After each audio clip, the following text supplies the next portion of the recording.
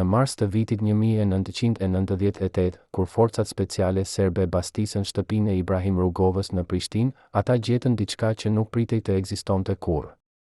Në një kasafort të fshehur pas një biblioteke me veprat e Gandhit dhe Martin Luther Kingut, u zbuluan letra personale, plane evakuimi dhe një dosje e koduar me emrin Operacioni Shami i Bardhë.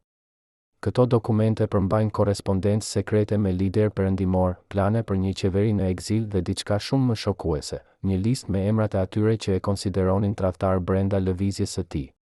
Por menjëherë pas vdekjes së Rugovës në janar të vitit 2006, këto dëshmi u zhdukën pa gjurmë. Kush i mori ato?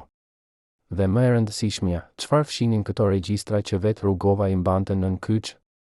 A ishte ai vërtet pacifisti i pastër që botës ia prezantoi, apo dikush që luante një lojë shumë më të ndërlikuar mes Beogradit, Washingtonit dhe luftëtarëve të UÇK-s? Në këtë dokument, ne do të shohim dosjet që ndryshojnë gjithçka që mendonit se dinit për Gandhin e Ballkanit. Kur Ibrahim Rugova u zgjodh president i Republikës së Kosovës në maj të vitit 1992, ai nuk kishte as ushtri, as polici, as njohje ndërkombëtare. Ajo që kishte ishte një shami e bardhë prej mëndafshi që mbante gjithmonë rreth qafës, një koleksion librash mbi rezistencën jo dhunshme dhe një besim të palëkundur se Kosova mund të çlirohej pa derdhur gjak. Ndërsa Slobodani Milošević mobilizonte tanke dhe trupa speciale, Rugova organizonte protesta paqësore, shkolla paralele dhe një qeveri hije që funksiononte nga dhoma e tij e ndenjes. Në atë kohë, shumë e quanin naiv. Disa e quanin frikacak. Por ajo që askush nuk e dinte ishte se Rugova po ndërtonte diçka shumë më të fuqishme se një ushtri. Ai po ndërtonte një narrativ që do ta bënte Kosovën të padukshme për perëndimin. Çdo ditë, ai takohej me diplomat, gazetar dhe aktivistë të drejtave të njerëzit, duke u treguar atyre historinë e një populli që po vuante në heshtje, që po rezistonte me dinjitet, që nuk po kërkonte hakmarrje por drejtësi. Dhe kjo strategji funksionoi. Ndërsa Bosnia po digjej dhe bota po shikonte me tmerr masakrat e Srebrenicës, Rugova po poziciononte Kosovën si të kundërtën absolute, një popull që meritonte mbështetje pikërisht sepse nuk po përdorte dhunë. Por çmimi i kësaj strategjie ishte i lartë. Shumë i lartë. Ndërsa Rugova udhëtonte nëpër kryeqytetet perëndimore duke u takuar me president dhe kryeministra, në fshatrat e Kosovës po ndodhte diçka tjetër. Familjet po dëboheshin nga shtëpitë e tyre. Të rinjt po arrestoheshin dhe torturoheshin në komisariate. Gratë po përdhunoheshin sistematikisht si armë lufte. Dhe çdo herë që dikush pyeste ku është Rugova, përgjigjja ishte e njëjtë. Ai është në New York, në Bruksel, në Londër, duke kërkuar mbështetje ndërkombëtare. Por për shumë kosovar, kjo nuk mjaftonte më. Ata donin veprim. Donin mbrojtje. Donin dikë që të merrte një armë dhe t'u kthente serbëve atë që po u bënin atyre. Dhe kështu, në heshtje, në male, po lindej diçka që do ta ndryshonte gjithçka, ushtria çlirimtare e Kosovës, UÇK-ja. Një organizatë që nuk besonte në rezistencë paqësore. Një organizatë që ishte e gatshme të vdesë dhe të vrasë për lirinë e Kosovës. Dhe kjo organizatë e shikonte Ibrahim Rugovën jo si lider, por si pengesë. Në vitin 1997, kur UÇK-ja kreu sulmin e parë të koordinuar kundër forcave serbe, Rugova ishte në Gjenevë, duke mbajtur një fjalim në Këshillin e të Drejtave të Njerëzit të Kombeve të Bashkuara. Kur gazetarët e pyetën për sulmin, ai tha diçka që do ta ndjek për pjesën tjetër të jetës së tij. Dhuna nuk është zgjidhja. Dhuna do të na shkatërrojë të gjithëve. Por për luftëtarët e UÇK-s, këto fjalë tingëllonin si tradhti. Si mohim i sakrificës së tyre. Si përpjekje për t'i delegjitimuar ata para botës. Dhe kështu filloi një luftë e ftohtë brenda vetë lëvizjes çlirimtare shqiptare, nga njëra anë Rugova dhe pasuesit e tij që besonin se vetëm diplomacia mund të sillte pavarësi të qëndrueshme, nga ana tjetër UÇK-ja dhe mbështetësit e saj, që besonin se liria nuk jepet, por merret me forcë. Kjo ndarje nuk ishte vetëm ideologjike. Ajo ishte personale. Ajo ishte e dhimbshme. Ajo ishte e rrezikshme. Sepse në një luftë për mbijetesë, ndarjet e brendshme mund të jenë më vdekjepruese se armiku i jashtëm. Por çfarë nuk e dinin as mbështetësit e Rugovës, as kritikët e tij, ishte se ai po luante një lojë shumë më komplekse se sa dukej. Në dosjet e sigurimit të shtetit serb, të deklasifikuara vite më vonë, gjenden raporte që tregojnë se Rugova kishte kanale të fshehta komunikimi me Beograd. Jo zyrtare. Jo të dokumentuara. Por reale. Përmes ndërmjetësve, ai po dërgonte mesazhet e Milošević, ndaloni dhunën dhe ne do të ndalojmë Učkën. A ishte kjo tradhti? Apo ishte kjo taktik? Apo përpiqej Rugova të shpëtonte jetë duke negociuar në heshtje, apo po i shiste shpresën e popullit të tij për një tavolinë në tryezën e negociatave? Këto pyetje do të ndiqnin Rugovën deri në ditën e fundit të jetës së tij. Dhe edhe sot, 15 vjet pas vdekjes së tij, ato ende nuk kanë përgjigje të qartë. Ndërsa tensionet mes Rugovës dhe Učkës po rriten, diçka tjetër po ndodhte në skenën ndërkombëtare. Perëndimi po ndryshonte qëndrimin e tij ndaj Kosovës. Pas masakrës së Reçakut në janar të vitit 1999, ku 55 civil shqiptar u vranë nga forcat serbe, opinioni publik perëndimor u kthye kundër Miloševićit.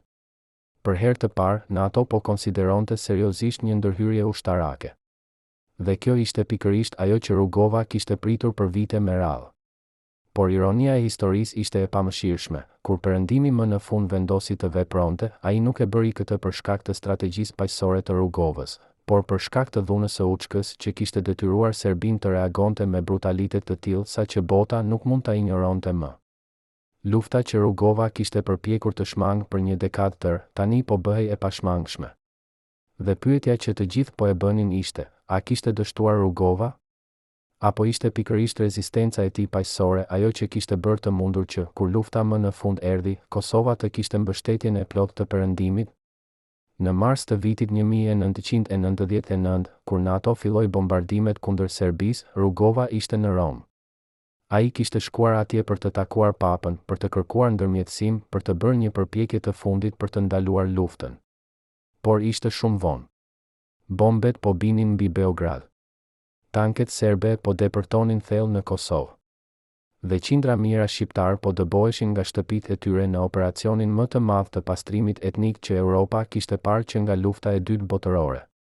Kur Rugova u kthye në Prishtinë pas luftës, ai u prit si hero nga disa dhe si dështak nga të tjerët. Disa thanë se ai kishte shpëtuar Kosovën duke e mbajtur çështjen gjallë në skenën ndërkombëtare. Të tjerët thanë se ai kishte humbur kohë të çmuar duke refuzuar të mbështeste rezistencën e armatosur. Por të gjithë ranë dakord për një gjë, Ibrahim Rugova kishte ndryshuar përgjithmonë mënyrën se si bota e shikonte Kosovën. Ai e kishte transformuar atë nga një problem rajonal në një çështje të drejtave të njerëzit që kërkonte vëmendje globale. Por çmimi personal që Rugova pagoi për këtë transformim ishte i pamatshëm. Për vite me radhë, ai jetoi në kërcënimin konstant të vrasjes. Jo vetëm nga forcat serbe, por edhe nga fraksione brenda vetë lëvizjes shqiptare që e konsideronin tradhtar. Në dosjet e sigurimit të shtetit serb, ekzistojnë plane të detajuara për asasinimin e tij.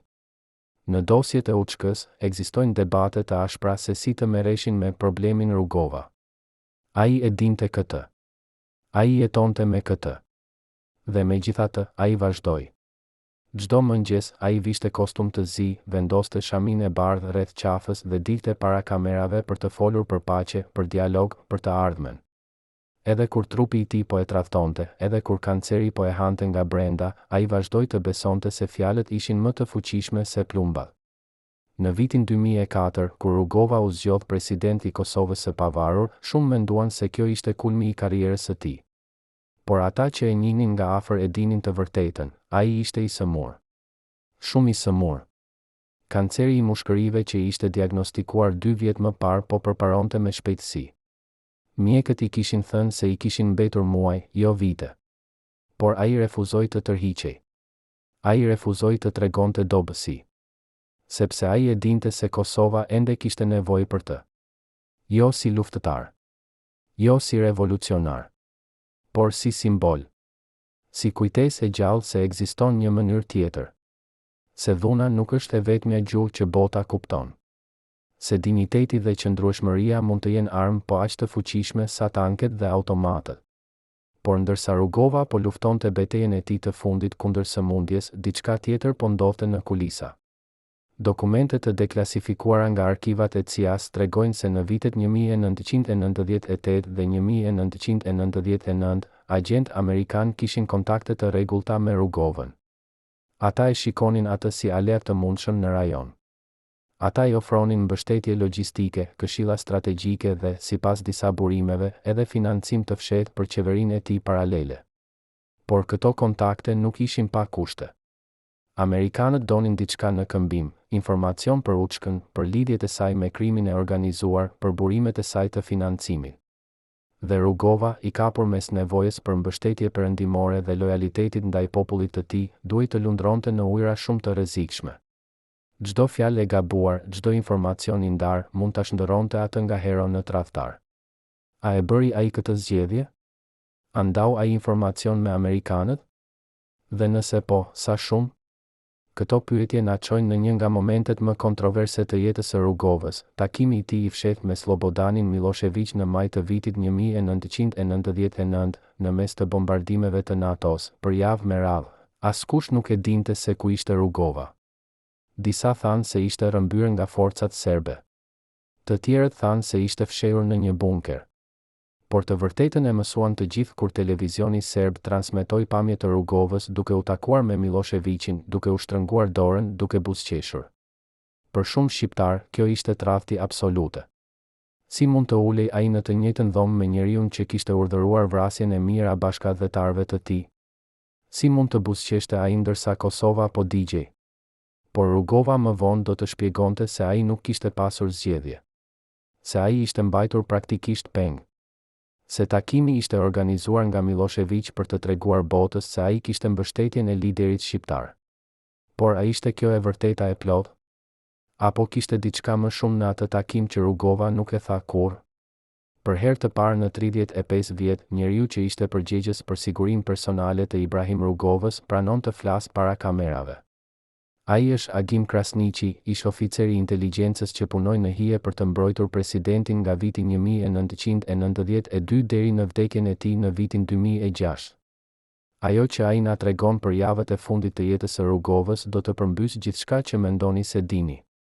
Nga bisedat private mes Ibrahim dhe bashkëshortes së tij, Sabrie, te planet e dëshpëruara për të marrë trajtim mjekësor jashtë vendit, te momenti kur ai kuptoi se gjithçka kishte mbaruar. Ai e dinte se po vdiste, thot Krasniqi, zëri ende duke u thyer pas kaq vitesh. Por ajo që e shqetësonte më shumë nuk ishte vdekja e tij. Ishte se çfarë do të ndodhte me Kosovën pas tij. Ai më tha, Agim, kur unë të mos jem më, mos lejo që ata ta harrojnë se paqja është e vetmja rrugë. Por si mund ta mbaja këtë premtim kur vetë Kosova po ndahej mes atyre që e adhuronin dhe atyre që e urrenin? Krasniqi na tregon për një incident që ndodhi vetëm 2 javë para vdekjes së Rugovës. Një zarf I bardhë u dërgua në shtëpinë e presidentit. Brenda kishte një letër të shkurtër, pa nënshkrim, tradhtarët nuk meritojnë varë në tokën që tradhtuan. Rugova e lexoi letrën, e palosur me kujdes dhe e vendosi në një sirtar të mbyllur në zyrën e tij. Ai nuk I tha askujt. Ai nuk raportoi kërcënimin. Ai thjesht vazhdoi punën e tij sikur asgjë nuk kishte ndodhur. Kjo ishte mënyra e tij, shpjegon Krasniqi. Ai nuk donte që njerëzit të shihnin frikën e tij. Ai donte që ata të shihnin vetëm forcën, qetësinë, vendosmërinë. Por unë e shija atë çdo natë, duke ecur nëpër dhomën e tij, duke lexuar letra të vjetra, duke shikuar fotografi të familjes. Ai ishte I vetmuar. Shumë I vetmuar. Sepse ai kishte zgjedhur një rrugë që shumë pak njerëz e kuptonin dhe edhe më pak e mbështesnin. Por ndoshta momenti më I rëndësishëm që Krasniqi na zbulon është një bisedë që ndodhi në dhjetor të vitit 2005, vetëm një muaj para vdekjes së Rugovës. Presidenti kishte thirrur një takim të fshehtë me 3 nga komandantët kryesor të ish Uchkës. Askush nuk e dinte për këtë takim. Askush nuk ishte ftuar të ishte dëshmitar. Vetëm Krasniqi qëndroi jashtë derës duke dëgjuar copëza të bisedës. Ajo që dëgjova më ndryshoi përgjithmonë perceptimin tim për Rugovën, thot ai. Ai nuk po kërkonte falje. Ai nuk po justifikohej. Ai po u shpjegonte atyre pse kishte zgjedhur rrugën që kishte zgjedhur. Ai u tha, ju luftuat me armë. Unë luftova me fjalë. Të dyja ishin të nevojshme. Të dyja ishin të sakrificuara. Dhe të dyja sollën Kosovën këtu ku është sot. Dhe për herë të parë, unë I pash ata burra, luftëtar të ashpër që kishin parë vdekjen me sytë e tyre, duke qarë. Sepse ata kuptuan se Rugova nuk kishte qenë armiku I tyre. Ai kishte qenë partneri I tyre në një luftë që luftoi në 2 fronte të ndryshme. A ishte ky pajtimi I vërtet? Apo ishte thjesht një moment emocional në prag të vdekjes? Krasniqi nuk e di. Por ajo që ai e di me siguri është se Ibrahim Rugova vdiq duke besuar se kishte bërë zgjedhjen e duhur. Se strategjia e tij paqësore, edhe pse e kritikuar, edhe pse e keqkuptuar, kishte qenë e nevojshme për të pozicionuar Kosovën në hartën morale të botës. Pa Rugovën, thot Krasniqi, Kosova do të ishte parë si një konflikt tjetër ballkanik, një luftë tjetër etnike, një problem tjetër që bota donte ta injoronte. Por me Rugovën, Kosova u bë një çështje e drejtësisë, e dinjitetit njerëzor, e të drejtës për vetëvendosje. Dhe kjo është arsyeja pse sot Kosova është një shtet I pavarur dhe jo një provincë e harruar e Serbisë. Pak njerëz e dinë se shoku suprem I paqes, pacifisti I bindur në publik, dridhej para mallkimeve dhe parashikimeve. Në arkivat personale të Sabri Rugovës u gjet një shënim për një vizitë sekrete te një fallxhore nga Malësia e Gjakovës, vetëm një vit para vdekjes. Çfarë I tha ajo grua? Pse presidenti filloi papritur të ndryshonte rrugët e tij të zakonshme për në zyrë pas asaj vizite? Sot zbulojmë fytyrën mistike dhe paranoike të një burri që botës ia prezantoi si shembull racionaliteti. Në atë takim të fshehtë, fallxhoria, një grua e vjetër me sy të kaltër që thuaj se kishte parashikuar edhe tërmetet e vitit 1979, I tha Rugovës diçka që e bëri atë të zbehej. Sipas dëshmisë së shoferit personal, kur presidenti doli nga shtëpia e asaj gruaje, ai nuk foli për 3 orë të tëra. Vetëm kur arritën në Prishtinë, ai tha një fjalë të vetme: ajo e di se si do të mbaroj. Por çfarë e dinte ajo? A ishte fjalë për sëmundjen që tashmë po e hante nga brenda, apo për diçka tjetër, për një tradhti, për një komplot, për një fund që nuk do të vinte nga armiqtë e jashtëm por nga ata brenda? Kjo anë mistike e Rugovës nuk ishte e rastësishme. Ai kishte rritur në një familje ku besimet e vjetra malore ishin po aq të forta sa feja zyrtare. Gjyshi I tij, Ram Rugova, ishte njohur në të gjithë pejen si njeri që lexonte shenjat. Kur Ibrahim ishte fëmijë, gjyshi I tregonte histori për ëndra që parashikonin të ardhmen, për shenja në natyrë që paralajmëronin fatkeqësi, për fjalë të thëna në kohën e gabuar që sillnin mallkim. Dhe edhe pse Rugova u bë profesor universiteti, edhe pse ai lexoi Gandhin dhe Mandelën, edhe pse ai u bë simbol I racionalitetit perëndimor, ai nuk e harroi kurrë atë boll.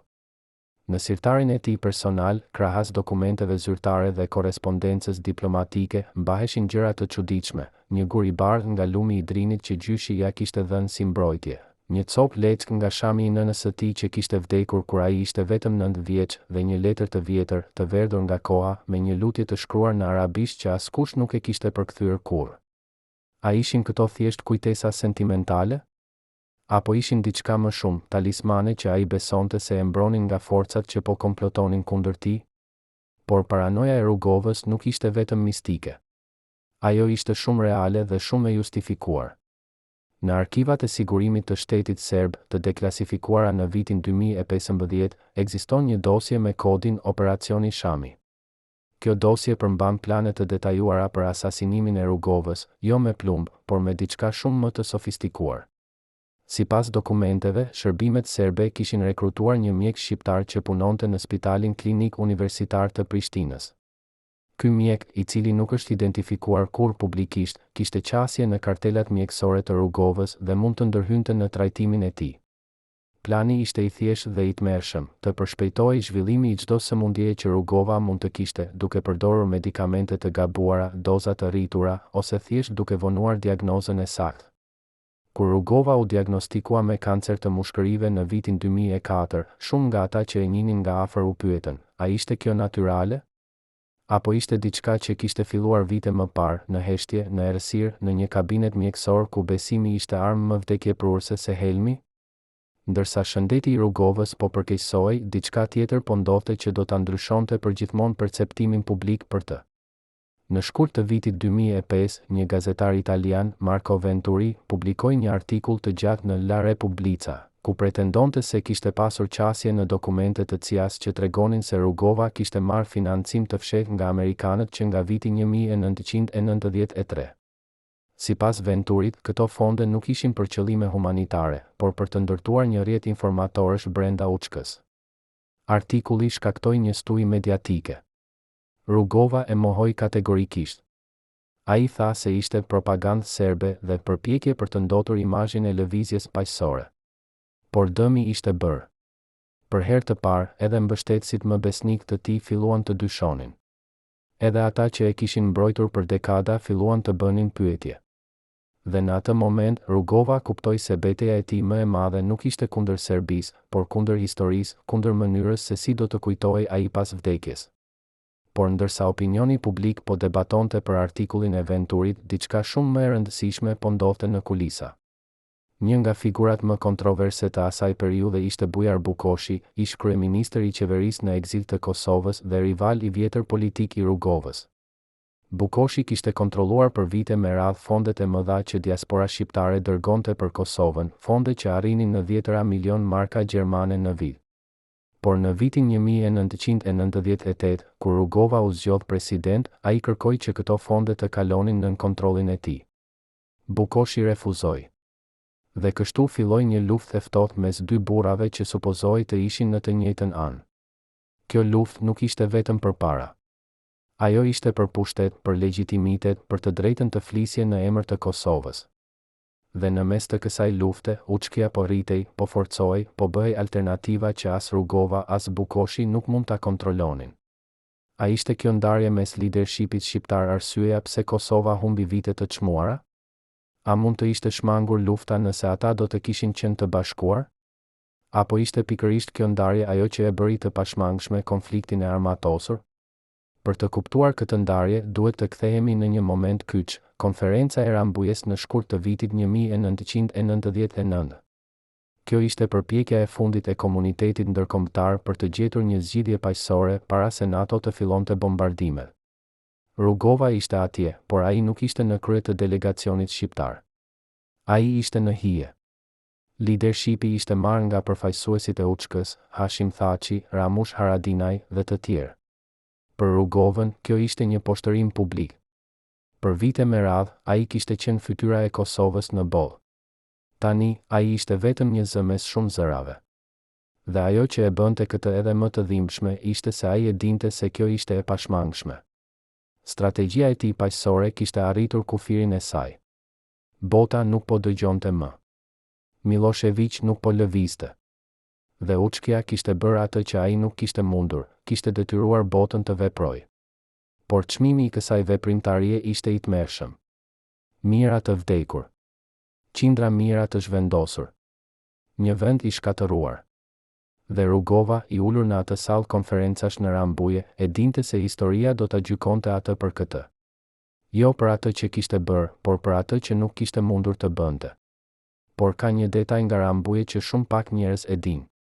Në natën e fundit të konferencës, para se delegacionet të nënshkruanin marrëveshjen që Serbia do ta refuzonte dhe që do të çonte në luftë, Rugova kërkoi një takim privat me Richard Holbrooke, negociatorin amerikan.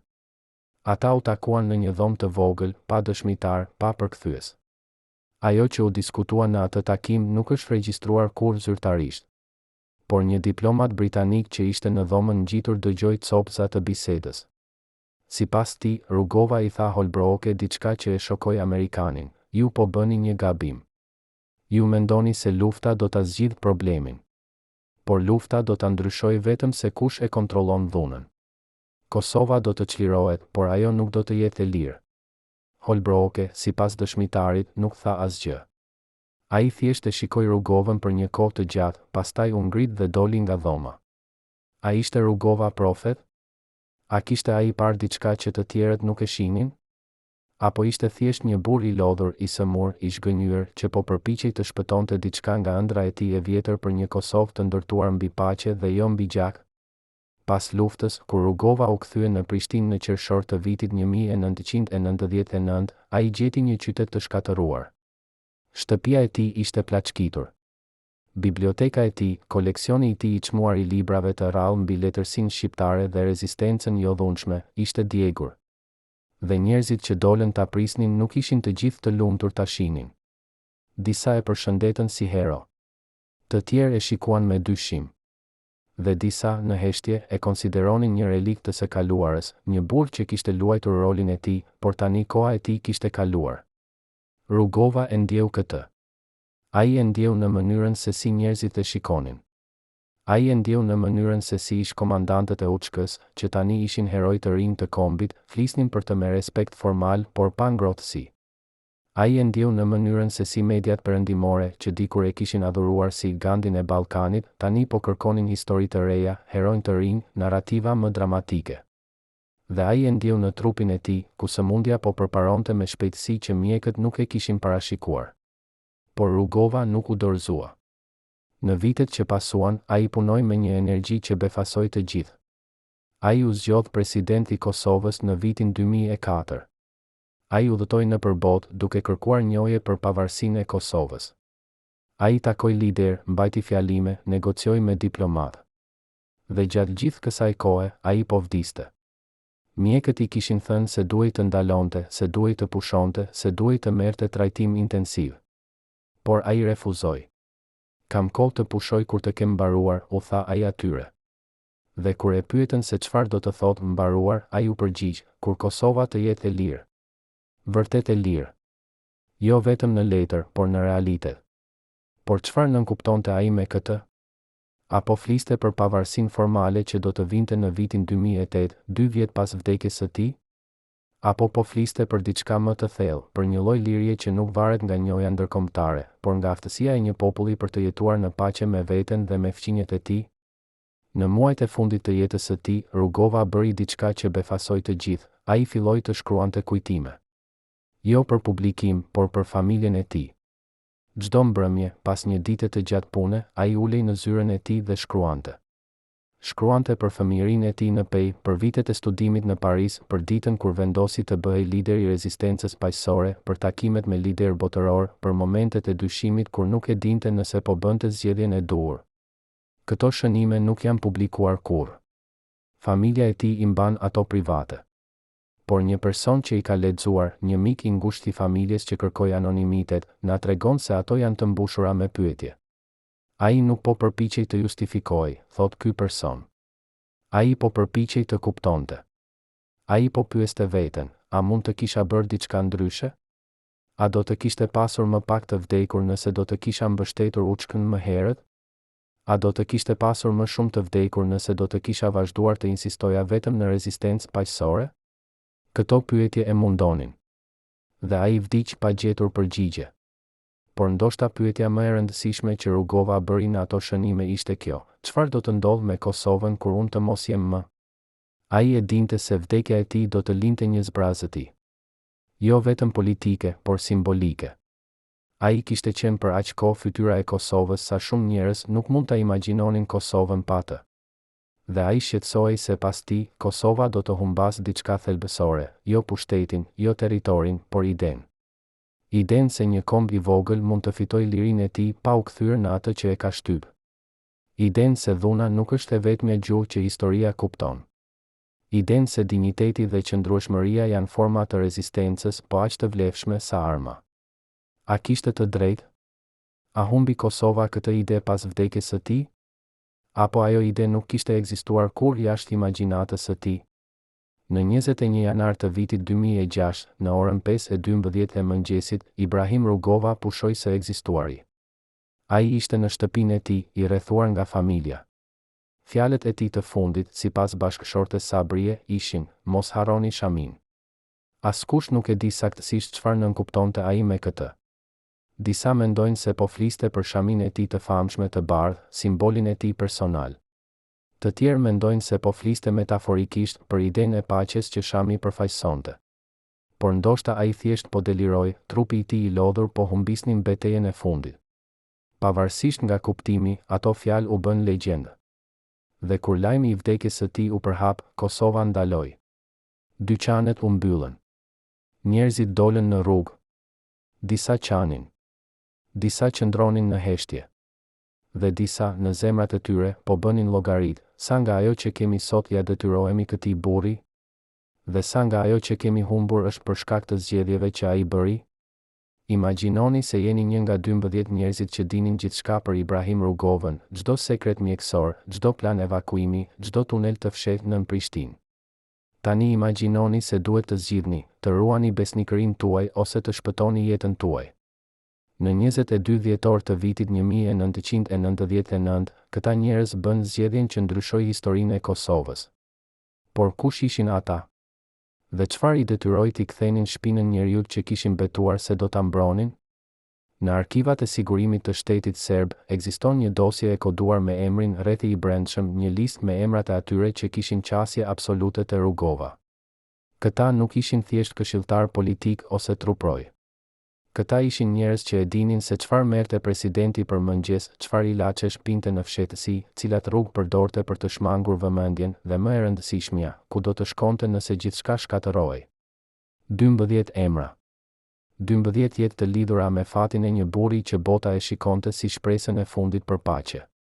Por në atë dimër të vitit 1999, kur bombet e NATO-s po binin mbi Beograd dhe tanket serbe po depërtonin në Kosovë, diçka u thye brenda atij rrethi. Dikush foli. Dikush tradhtoi. Dhe Rugova, i ulur në zyrën e tij të errët, e dinte se fundi po afrohej. Njëri nga këta 12 ishte Luan Koka, ish oficer i inteligjencës që kishte punuar me Rugovën që nga viti 1992.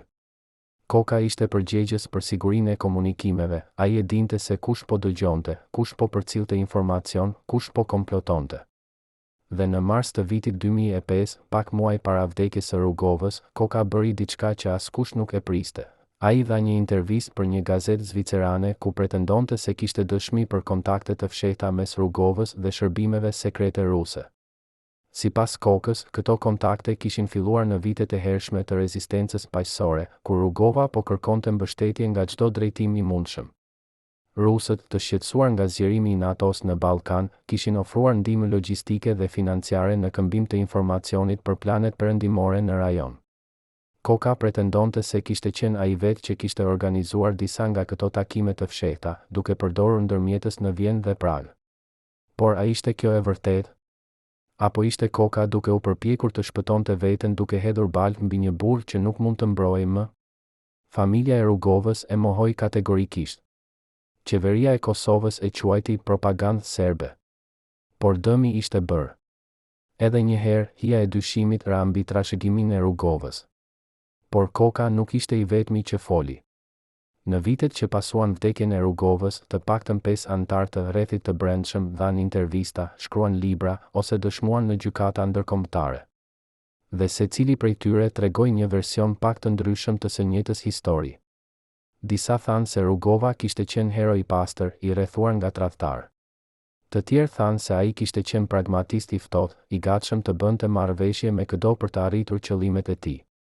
Dhe disa, në heshtje, nënkuptuan se ai kishte qenë diçka edhe më komplekse, një burr i kapur mes idealeve të tij dhe realitetit brutal të politikës ballkanike, i detyruar të luajë një lojë ku çdo lëvizje e gabuar mund të kushtonte mijëra jetë. Por cilën version duhet të besojmë? Si mund të dimë të vërtetën kur çdo dëshmitar ka interesin e vet, kur çdo dokument mund të jetë falsifikuar, kur vetë historia është bërë fushbetejë për narrativa konkurruese? Ndoshta e vërteta është se nuk ka një të vërtetë të vetme. Ndoshta Ibrahim Rugova ishte të gjitha këto gjëra njëkohësisht, hero dhe pragmatist, idealist dhe taktikan, shpresë dhe zhgënjim. Por ka një detaj që të gjithë këta dëshmitar pajtohen, në muajt e fundit të jetës së tij, Rugova po shkatëronte dokumente. Çdo natë, pas orës së punës, ai mbyllej në zyrën e tij dhe digjte letra. Shoferi i tij personal, Agron Berisha, tregon se shpesh gjente hi në koshin e plerave të mëngjesit. Çfarë po digjte Rugova?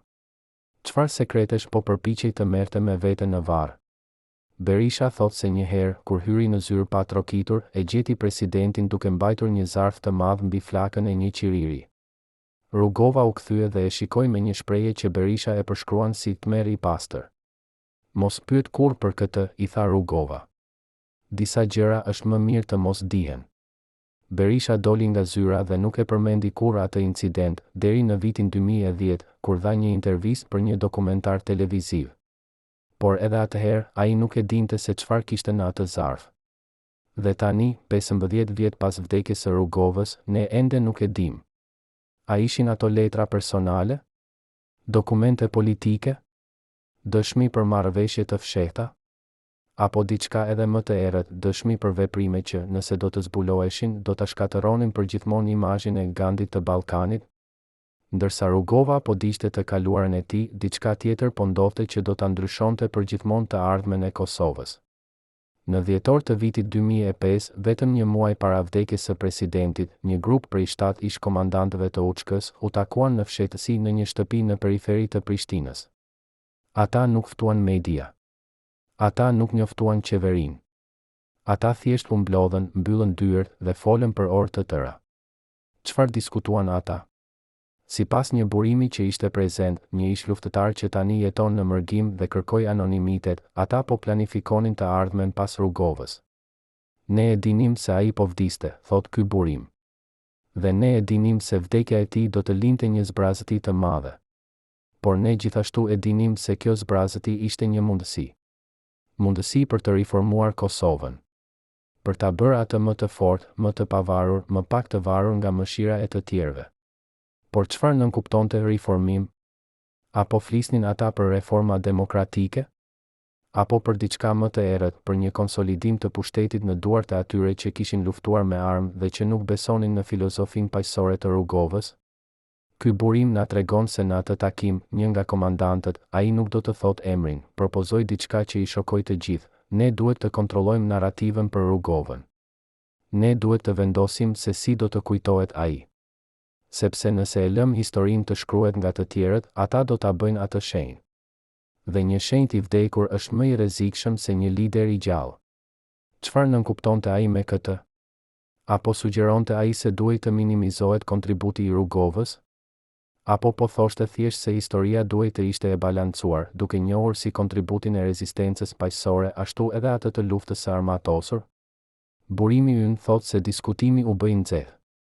Disa thanë se Rugova meritonte respekt, pavarësisht nga mosmarrëveshjet. Të tjerë thanë se respekti nuk do të thot falsifikimi i historisë. Dhe në fund, ata ranë dakord për një gjë, se çfarëdo që do të ndodhte, ata nuk do të lejonin që Kosova e re të ndërtohej mbi një mit. Ajo duhet të ndërtohej mbi të vërtetën, edhe nëse ajo e vërtet ishte e dhimbshme, e ndërlikuar, e papëlqyeshme. Por çfarë është e vërteta për Ibrahim Rugovën? Për ta kuptuar këtë, duhet të shikojmë në një vend ku shumë pak njerëz kanë pasur qasje, arkivat mjekësore të tij. Në vitin 2014, një gazetar investigativ nga Prishtina, Besa Luci, arriti të marrë kopje të pjesshme të këtyre arkivave përmes një burimi brenda Spitalit Klinik Universitar. Ajo që zbuloi ishte shokuese. Sipas dokumenteve, Rugova kishte qenë i sëmurë shumë më gjatë se sa publiku e dinte. Simptomat e para të kancerit të mushkërive kishin shfaqur që në vitin 2001, 3 vjet para diagnozës zyrtare. Por në atë kohë, mjekët e tij, të gjithë të emëruar nga qeveria, kishin vendosur të mos e informonin atë. Pse? Sipas një shënimi në dosje, ata kishin marrë udhëzime nga lart për të mos e shqetësuar presidentin me dyshime të paverifikuara. Por kush kishte dhënë këto udhëzime? Dhe pse? A ishte kjo një përpjekje për ta mbrojtur Rugovën nga stresi i një diagnoze të mundshme? Apo ishte diçka më e errët, një përpjekje për ta mbajtur atë në pushtet edhe kur shëndeti i tij po përkeqësohej, sepse largimi i tij do të shkaktonte paqëndrueshmëri politike? Luci shkroi një artikull të gjatë bazuar në këto dokumente, por ai nuk u publikua kurrë. Gazeta ku ajo punonte e refuzoi atë, duke thënë se ishte shumë i ndjeshëm dhe se nuk ishte koha e duhur. Luci u largua nga puna dhe u përpoq ta publikonte artikullin në media të tjera, por askush nuk e pranoi. Në fund, ajo e publikoi atë në një blog personal, por ai u fshi pas vetëm disa orëve. Dikush, ajo nuk e di kush, kishte kërkuar që ai të hiqej. Kur e pyetëm Lucin për këtë, ajo na tha, në Kosovë ka gjëra që nuk lejohet të thuhen.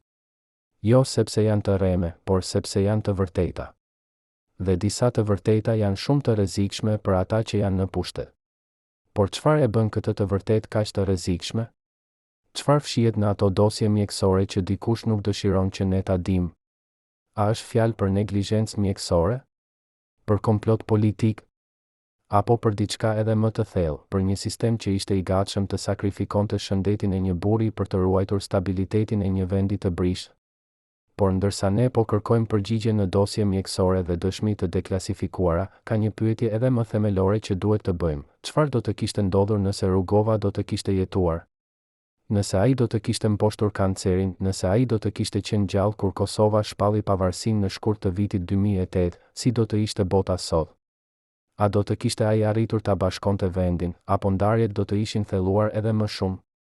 A do të kishte ai arritur ta bënte Kosovën një shembull të suksesshëm të tranzicionit paqësor, apo do të ishte ai vetë bërë pengesë për ndryshimin që vendi kishte nevojë?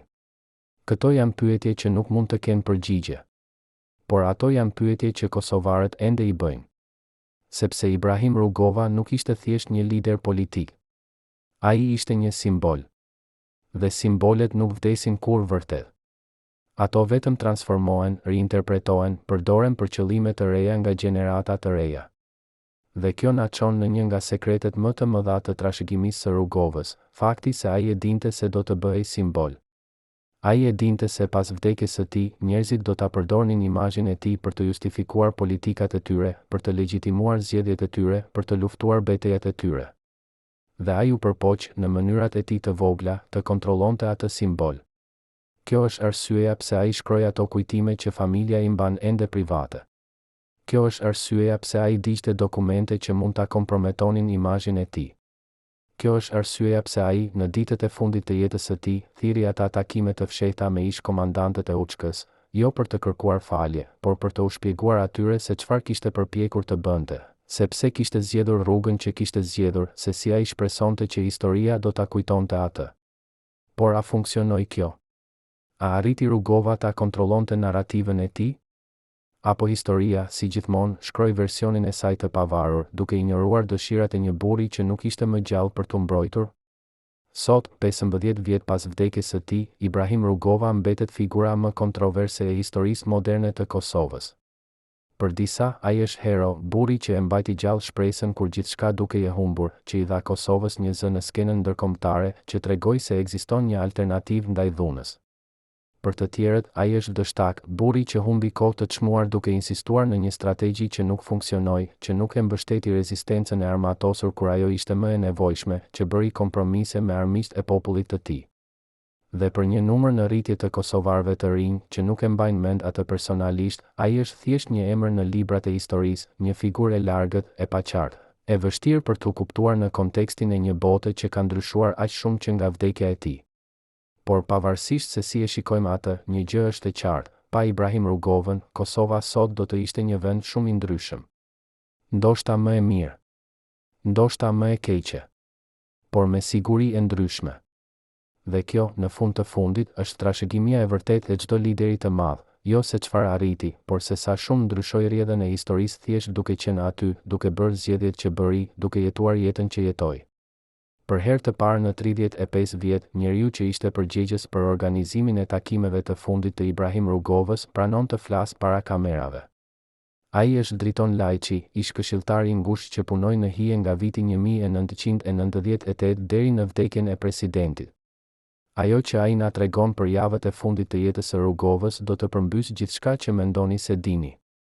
Nga bisedat private mes Ibrahim dhe bashkëshortes së tij Sabrie, te planet e dëshpëruara për të marrë trajtim mjekësor jashtë vendit, te momenti kur ai kuptoi se gjithçka kishte mbaruar. Ai e dinte se po vdiste, thot Lajçi, zëri ende duke u thyer pas kaq vitesh. Por ajo që e shqetësonte më shumë nuk ishte fundi i tij personal. Ishte se çfarë do të ndodhte me Kosovën pas tij. Ai më tha, Driton, kur unë të mos jem më, mos lejo që ata ta harrojnë se paqja është e vetmja rrugë që sjell dinjitet të vërtetë. Por si mund ta mbaja këtë premtim kur vetë Kosova po ndahej mes atyre që e adhuronin dhe atyre që e urrenin? Lajçi na tregon për një dokument që Rugova e shkroi me dorë në dhjetor të vitit 2005, vetëm një muaj para se të largohej nga kjo botë. Ishte një letër drejtuar popullit të Kosovës, por me udhëzimin e qartë që të mos hapej deri në vitin 2020. Ai donte që gjenerata e re, ata që nuk e kishin jetuar luftën, ta lexonin atë me sy të pastër, shpjegon Lajçi. Ai donte që ata ta gjykonin atë jo në kontekstin e dhimbjes dhe urrejtjes së viteve 90, por në kontekstin e një Kosove që kishte mundësinë të zgjidhte rrugën e saj. Por çfarë shkruante në atë letër?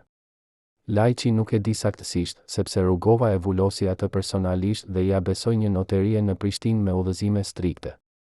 Por ai mbante mend një fjali që presidenti ja lexoi me zë të lartë para se ta vuloste, nëse historia më gjykon si tradhtar, le ta bëj. Por le të di se çdo zgjedhje që bëra ishte për të shmangur atë që pash në ëndrat e mia, një Kosovë e ndërtuar mbi eshtrat e fëmijëve të saj. A ishte kjo vetëm retorik? Apo kishte Rugova vërtet pasur ëndra, vegime, parandjenja për atë që do të vinte nëse dhuna do të bëhej gjua e vetme e rezistencës? Por ndërsa Rugova po shkruante testamentin e tij politik, diçka tjetër po ndodhte që do ta ndryshonte përgjithmonë perceptimin për të.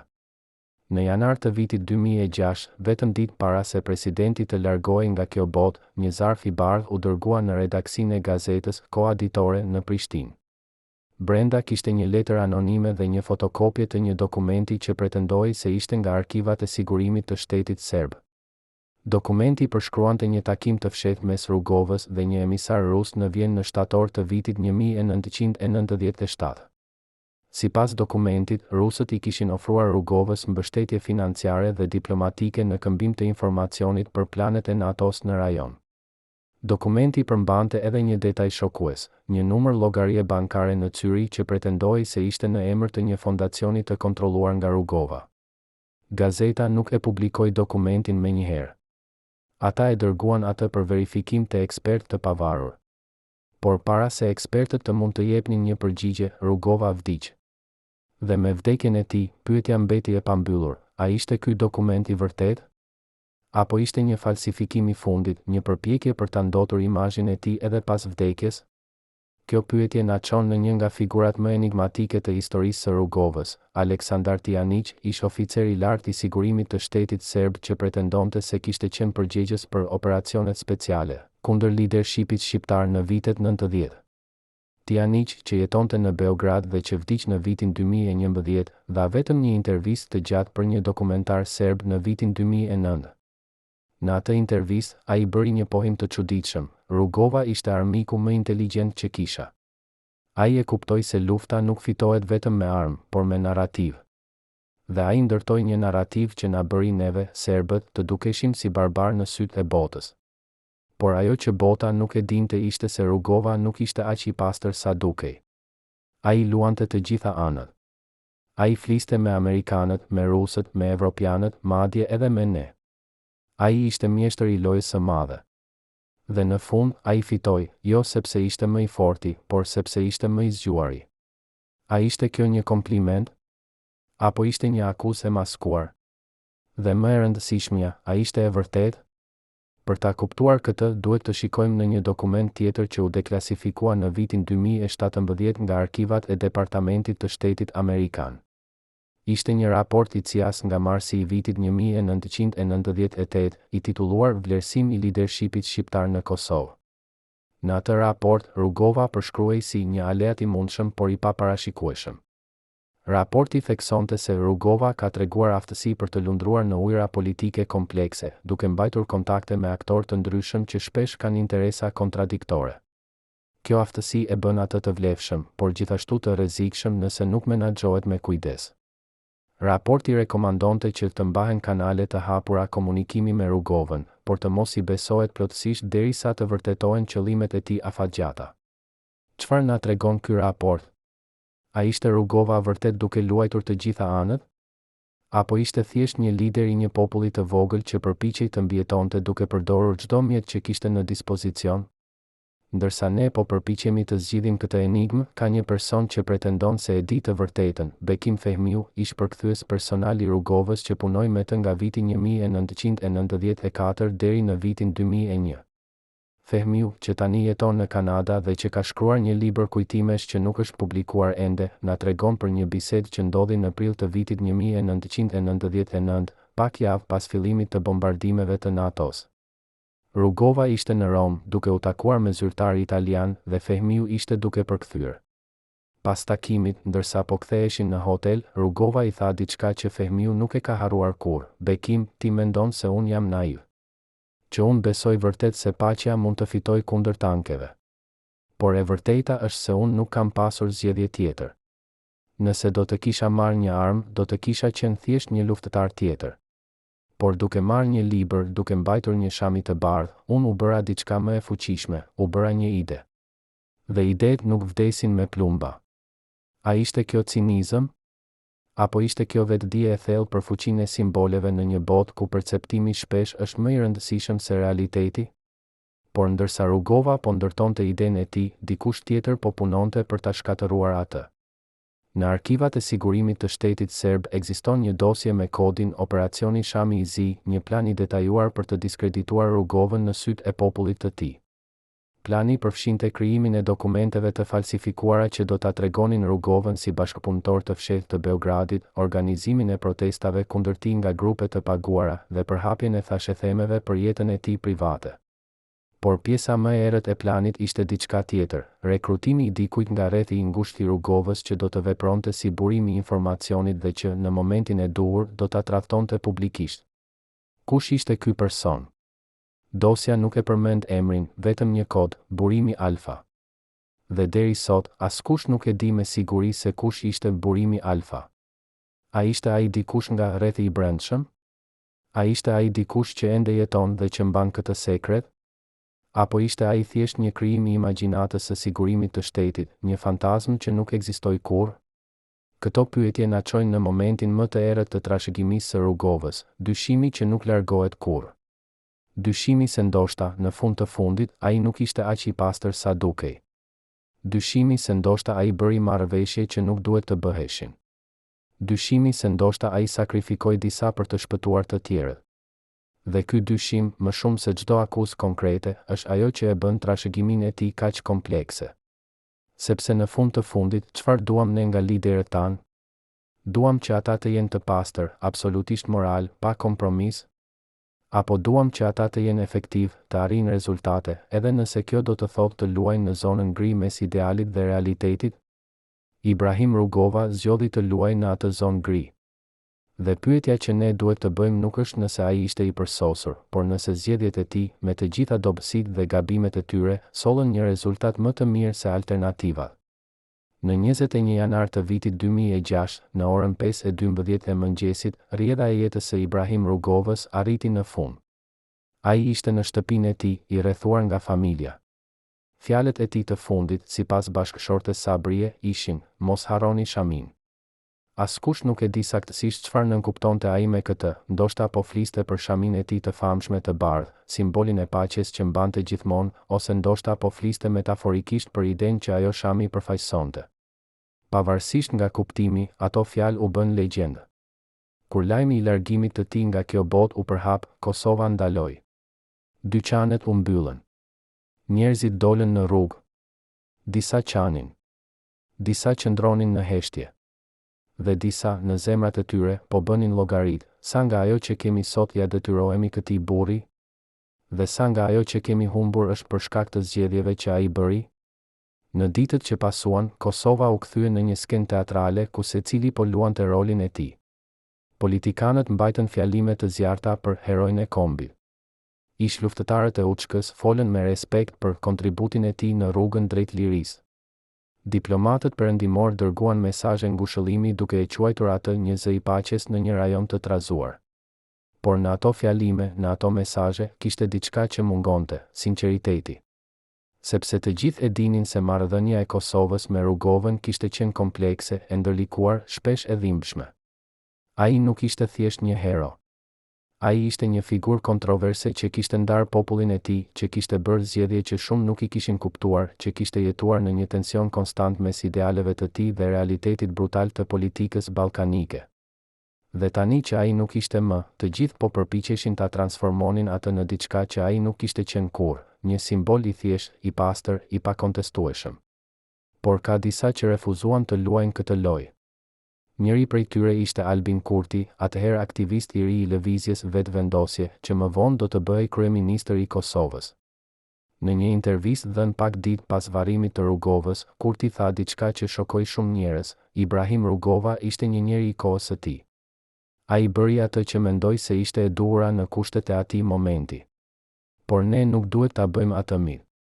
Ne duhet ta shikojmë atë si qenie njerëzore, me të gjitha dobësitë dhe gabimet e tij. Vetëm kështu mund të mësojmë nga përvoja e tij, jo duke e adhuruar, por duke e analizuar kritikisht. Këto fjalë shkaktuan reagime të ashpra.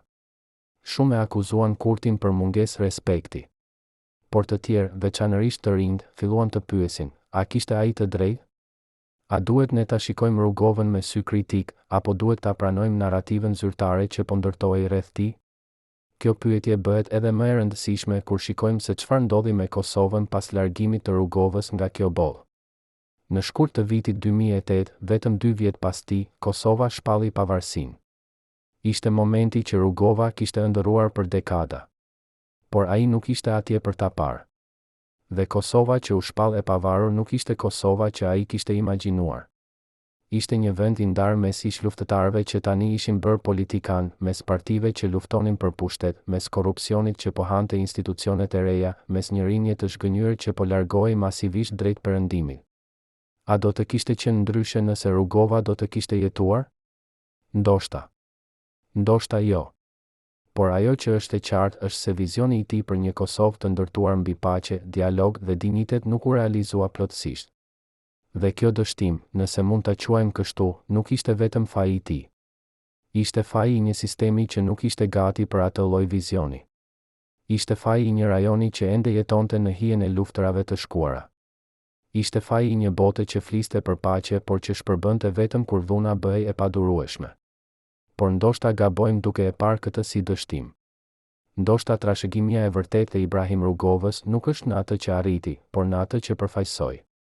Ai përfaqësoi idenë se ekziston një alternativë ndaj dhunës. Se një popull i vogël mund të luftojë për të drejtat e tij pa u kthyer në atë që e shtyp. Se dinjiteti dhe qëndrueshmëria janë forma të rezistencës, po aq të vlefshme sa arma. Dhe edhe nëse kjo ide nuk fitoi plotësisht, edhe nëse ajo u komprometua nga realiteti, ajo ende jeton. Ajo jeton në çdo kosovar që zgjedh dialogun mbi konfrontimin. Ajo jeton në çdo iri që refuzon të përsërisë urrëtiet e së kaluarës.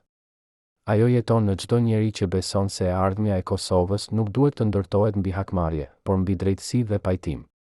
Kjo është trashëgimia e vërtetë e Ibrahim Rugovës. Jo një Kosovë e përsosur, por një Kosovë që ka mundësinë të zgjedhë një rrugë tjetër. Dhe kjo na çon në pyetjen finale: çfarë do të kishte thënë vetë Rugova për Kosovën e sotme? A do të ishte ai krenar? A do të ishte i zhgënjur? A do të mendonte ai se sakrifica e tij kishte vlerëtur? Ne nuk mund ta dimë. Por ajo që mund ta dimë është se Ibrahim Rugova jetoi dhe vdiq duke besuar në diçka që shumë pak njerëz kanë guximin ta besojnë, se ndryshimi i vërtet nuk vjen nga forca, por nga bindja. Se historia nuk shkruhet vetëm nga fituesit e luftërave, por edhe nga ata që guxojnë të imagjinojnë një botë tjetër. Se një shami e bardhë në duar të duhura mund të jetë po aq e fuqishme sa një armë. Dhe ndoshta, në fund të fundit, kjo është mësimi më i madh që ai na la, se çdo gjenerat duhet të zgjedhë se çfarë lloj fuqie do të përdorë, fuqinë që shkatëron apo fuqinë që ndërton. Sot, 15 vjet pas largimit të tij nga kjo botë, Ibrahim Rugova mbetet një enigmë. Një burr që u adhurua dhe u urrye, që u kuptua gabim dhe u keqinterpretua, që bëri zgjedhje që ende debaten. Por ndoshta kjo është pikërisht ajo që e bën atë të rëndësishëm. Sepse liderët e thjesht, ata që janë plotësisht të mirë ose plotësisht të këqij, nuk na mësojnë asgjë. Janë liderët kompleks, ata që jetojnë në zonën gri mes idealit dhe realitetit, që na detyrojnë të mendojmë, të pyesim, të vlerësojmë. Dhe në këtë kuptim, Ibrahim Rugova ishte pikërisht lloji i liderit që Kosova kishte nevojë, jo sepse ai kishte të gjitha përgjigjet, por sepse ai guxoi të bëjë pyetjet e vështira. Jo sepse ai ishte i përsosur, por sepse ai ishte njerëzor. Jo sepse ai fitoi çdo betejë, por sepse ai nuk pushoi kurrë luftuari për atë që besonte. Dhe ndoshta, në fund, kjo është gjithçka që mund të kërkojmë nga liderët tanë, jo perfeksion, por përkushtim. Jo omnipotencë, por guxim. Jo shenjtëri, por humanitet. Ibrahim Rugova kishte të gjitha këto. Dhe për këtë, pavarësisht nga të gjitha kontradiktat, pavarësisht nga të gjitha gabimet, pavarësisht nga të gjitha pyetjet e hapura, ai meriton të kujtohet. Jo si mit, por si njeri. Jo si hero i pagabueshëm, por si një burr që përpiqej, që luftonte, që besonte. Dhe në një botë ku besimi shpesh duket si naivitet, ndoshta kjo është forma më e lartë e guximit. Stimaj telespektatori, nëse keni ndjekur këtë histori tragjike deri në fund, shkruani në komente nga cili qytet jeni. Na është e rëndësishme të dimë se ku Ibrahim Rugova ende kujtohet. Dhe abonohuni në kanal për të mos humbur të vërtetën për idhujt e historisë.